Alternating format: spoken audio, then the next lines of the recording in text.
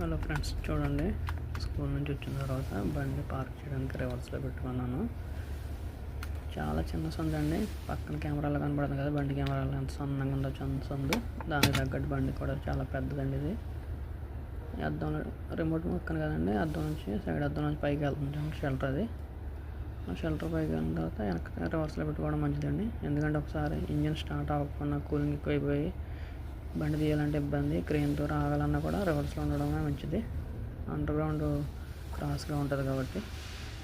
చాలా చిన్న సందు అండి. అద్దాల నుంచి చూస్తున్నాం కదా, రైట్ సైడ్ లెఫ్ట్ సైడ్ అద్దం చూసారు కదా ఎంత గ్యాప్ ఉందనేది. ఆ గ్యాప్లోంచి అలా బండి రివర్స్కి వెళ్ళాలండి. లైట్లు కూడా ఆటోమేటిక్గా ఓపెన్ అవుతాయి. బండి ఆల్రెడీ వేరే బండి కూడా ఉంది అక్కడ పక్కనే. ఆ బండి పక్కన ఈ బండి పెట్టాలండి. ఆ బండి బయటికి రావాలంటే ఇది బాగా వెనకంట పెట్టాలండి, దగ్గర గంటనే రివర్స్లోనే.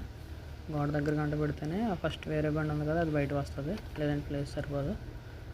పార్క్లో పెట్టేసుకున్నానండి. పార్కింగ్ ప్లేస్ పెట్టేసుకుంటే ఏసీ ఆఫ్ చేసిన తర్వాత అప్పుడు బండి ఇంజిన్ ఆఫ్ చేసుకోవడం మంచిదండి.